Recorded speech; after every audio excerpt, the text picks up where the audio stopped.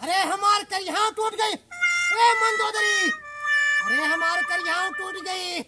सुबह से ढोवत ढोवत जुनहरी के बोझ। अरे कहाँ चली गए रे तई?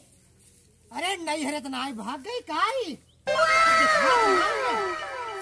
ए मंदोदरिया, अरे भैंसिया, ए मटकी, कहाँ चली गई? भूख मारा हमार कलेजा फाटत बाटे। अरे मोरे माई हो। ए मंदोदरिया, अरे कहाँ चली गए रे? अरे जल्दी दौड़, नहीं हम गए। अरे भाई खेते में पनरा बोझ परा बाटे, हमारी जान चली जाए।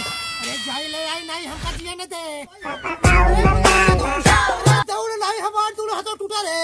अरे राम रे, अरे हम लंकापति रावण ही। अरे मत दौड़ रे, राम रे।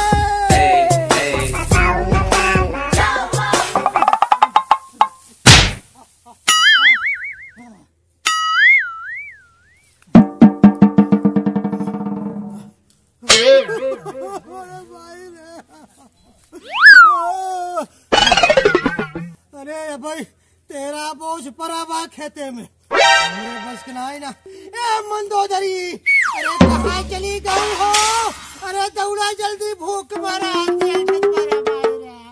सुबह से हमसे काम खटाई खटाई हमारे कचुम्बल निकाल लेते बा। अरे दौड़ा, हे मंदोदरी, अरे दौड़ कहाँ चली गई? भगवती लेटू जो लड़ाई भर चलात बाटा चला है इसके तो वो मसे। अरे नहीं मंदोदरी, कुल तो नहीं लाई पाए बाटी।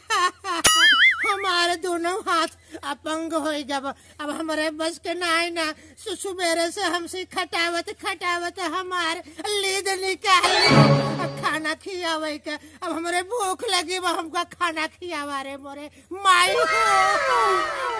अरे भगवती लूटू तो चूल्हा पर हम खाना बनवा के ना चबवाई पाऊ। कहू तो का हम भूख है मरी का? खाए खाए गधाइया से मोटाई गई हूँ। हमका कहू काम करा काम करा, दिन में काम खटावा और बैठे बैठे अपने खा। गैस लेके होता है खाना बने। बाप रे, गैस के जब बाबू को भरा के दे दे तब तो बोलो चूल्हा चूल्हा चूल्हा जा मेरा चूल्हा। अतई ऐसे हमारे घर से ये लाके भाग जा, भाग के हमारे घर से।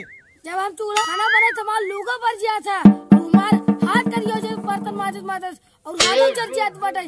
तो हम चूल्हा खाना ना बनाओ, हमका गैस चाहिए। अगर तो खाना तो गैस लग जाए, नहीं तो इसे उपवास ही पड़ रहा। अरे सुबह से खड़ा हमार आंत झुराई गई। कहा था कि हम उपवास ही रही। हम चूल्हा खाना ना बनाओ, हमका गैस चाहिए। अपने दीदी को पठा दो, हमको बना ठीक है। अरे आजकल के जवन मेहरारू हो गए भैया, हम तो सब का बताई।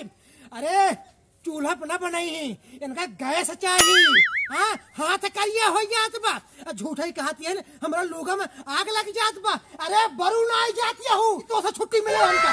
हाँ हट के चले जाओ ऐसे, नहीं ये तो उठाओ ना, हमारा कपड़े फाट जाता है। वैसे यो अपने 3 अढ़ैया सुबह खा ले हो बना के। हमरे दाएं कहती हूँ चूल्हा पर खाना न बनाओ।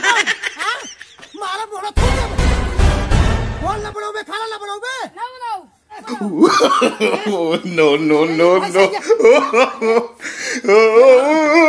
भगवती लूटू मारा मोहना फाड़ गया। अरे हम काम कहते इतने तो कहा थे। अरे हम बुखार नहीं, सुबह से जोनहरी के बोझ ढोवत ढोवत हमारे मुंह में धस गया। तो से कहे कि खाना बनाए रहूं, तू हिया भाई पिक्चर देखे गई रहूं, अपने माई के देखे गई रहूं का? ये खाना ना बना जब तक गैस ना है। अरे रमुआ हो, गैस न आए तो हम उपवास ही करी। हाँ। जवान मेहरारू पाई के बाटी की खाई खाई गदही ऐसे एकदम भट्ठा ऐसे पेट भवा। अब है भैंसा ले आए थे भैया काट के ना, तो कहीं बस कुल हमका चाहिए। अरे का बताए भैया तो का सबका। परसों 1 किलो भैंसा का मांस ले आए रहे, लेकिन ये भैंसिया कुल अकेले खा गई, 20 तक ना छोड़े। हाँ आज जब हम काम करके लौटे, खाना खियाओ बहुत कहा बा, हम चूल्हा पर खाना न बने पाओ, इन्हें खाते गैस चाहिए। मारा भी है तो अब लाइट वाला हमारा खोपड़िया फाड़ गया है। हम जीतू ना सकत ही, तहार बाप तो का खियाई एकदम भैंसा बनाई दे बाटे। अरे हमका खाना चाहिए, हमका खाना चाहिए, नहीं जाके छोड़ दे बोला में। भाई रोज चिल्लात रहा था, हमसे तोहरे मारा डिस्टर्ब रही थी, टीविया नहीं देख पाई। अरे सुखवा, अरे सारे हमारे घर में झगड़ा होत बा, हम आज 3 दिन से भूखा यही ये मंदोदरिया मोटकी भैंसिया हमका बना के खिया ना पाओ बा, कहा तो बा कि हम चूल्हा पे बना के तो का चपू आई ना पाओ। अब बताओ सुखवा तई हम सुबेरे से ये हम बहुत धोवत ही ये देख सुखवा देखता है। अरे हम बहुत धोए है जगह के, अब हम थक चुका बाटी। अब कहा तो भाई कि हमका खाना न खियाई पाए चूल्हे पे, गैस चाहिए क्या? और का सहित कहा दे भाई, सब जमाना में गैसा ही चला दे बाटा। अरे सारे हमरे उतना पैसा नहीं ना, कल ये पैसा ले आए थे, दे पैसा हमरे घर गैस ले दे। अरे हमका कहा कमात ही कहा जन पैसा लायक दे तो का, तब का सारे हमरे दुआरे चला आई बाटा। हाँ ये मजा ले जाए बाटा चिल्ला दिन बस। हे सुखुआ, अरे हट के चले जाए सारे, नहीं तो हमारा भी दोस्त मोहनो खा जाए सारे। देखा था एक तू का ची करता तोहर जगह कब तक देखा तई हमका डिस्टर्ब करता हट गया, तू सर सुबेरे चा करता हट गया। ये यहू पर का चो करत के हमारे दुआरे भागे चली जाओ। हां अरे हमरे घरे झगड़ा होत बा, हम भूखा मरत ही, खाना खिला देबू का हमका? खाना खाबर हम खुदा उपवास से बाटी। अब बताओ उपवास है बाटी ये मंदोदरी नहीं के चलते झगड़ा होत बाटे। आज कल के मेहरारून जवान है तोहरी सब की ना है ना, एक घर में फूटल करवावत है। मेरा ऊपर जिन चढ़ा बताता है नहीं तुम घिसिया मारी थी। अरे तुम मारा तो ना, अब हम मारा है सुखुआ सारे, अब ते खड़ा होके लखते हैं यहाँ भाग जाए सारे, नहीं मारते ही तो तू ये खड़े भाई मजा लेती है तू। हाँ अरे बड़की दयालु भाई हो तो ले आके खाना हम खिलाई जाए, ये मुटकी भैंसे हमार कुल खाना खा ले। अरे ये चुनला सारे अपने मेहरारू का हमरे दुआरे से हटाए ले जा, नहीं तो हम उठाओ लाठी और सारे तोरे मेहरारू को मारब 10 लाठी। तुम पर रहे नहीं तो मार तो के सन कह दे। ए चुनला दौड़त है सारे की नहीं, ये चुनला सार कहां का? अरे का हुआ खाना खात रहा, खाना में खाई देबा का? अरे ससुर ये तोर मेहरारू हुआ तो सुखुआ है। अरे सारे सुखुआ हम चुनला के मेहरारू को बोला तही तो का सारे काहे खराब लागत बा? अरे दूसरे के मेहरारू को बोलवा हमरे छंछनी लगबाई करे। अरे सारे ओका हम जानते ही के छंछनी तोरे लागत बा। अरे सारे हमका लागत है कि चुनला आज 1 महीना से भगा बाटे घरे से, और सारे तोहरे चलते लागत है कि तहार दुनिया के चक्कर चल दो साले। अरे यार ये लटके मारा भूल दे सारे मर गया बे, गलत बोले बे आता हूँ। क्या कर रही है? तोरी वजह से हमका ये दोनों ये पड़ोसी यहाँ हमका बोल के चला जाता है। क्या कर रही? क्या कर बे सुखुआ सुन ले, या तो हमारे घर से हट के चला जा, अरे तो यही लाके गैस लाके दे दर जा रहे गैस लेंगे जाता ही मारा उठाएगी क्या? तोहरे चलते हमका 4 बार सुने पड़ता बा। क्या सुना बताऊँ चपर करके तू जब चलावा तो सब पूरा गांव बटूर जावे क्या? खाना बनो तो नानी माई मर जाती है।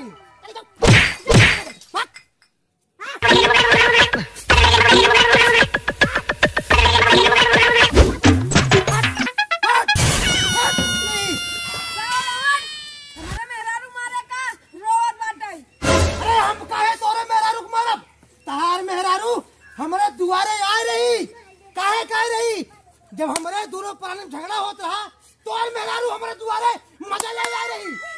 मजा ना ले जा रही, इतना तेज चलाता पूरे गांव ना बटूर जात बात है। हम टीवी देखत रहे बार चला ए बन जा रही है। अरे भैया ये रवड़ा बहुत झूठ बोलता है, यही लाठी से इतना मारे बेचारी थोबड़ा बेकार कर दे। अरे हमारे अरे काव कहते है सुखुआ सारे तो झूठ बोलते है। अरे ये चुनहरा अपने मेहरारू को ले आई के आई बाटाई हमका माराई। अरे ओ हम का रावण मारे करिए गोड़वा टूट गया। चुप आ जाए रावण लाठी लाए मार के गोड़ हाथ तोड़ दे भाई। तो सही कहा था, आज मार दिखर करिया तोड़ी ले लाठी मार। No.